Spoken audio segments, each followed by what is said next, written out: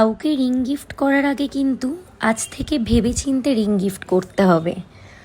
কারণ আপনি যদি আপনার কোনো পার্টনারকে রিং গিফট করছেন, এর মানে আপনি তার সাথে কিন্তু কার্মিক বন্ধনে যুক্ত হয়ে যাচ্ছেন।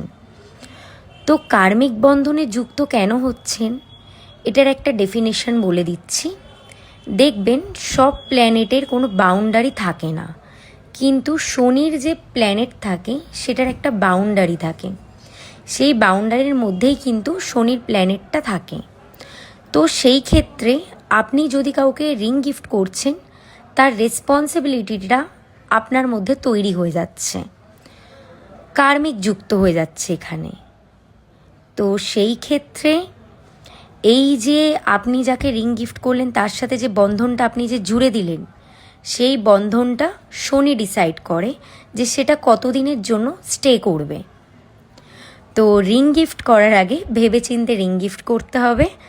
রিং গিফট করলে তার যথাযথ দায়িত্বটা আপনাকেই নিতে হবে, এটা ভেবে রাখতে হবে, তবে আপনি রিং গিফট করতে পারেন।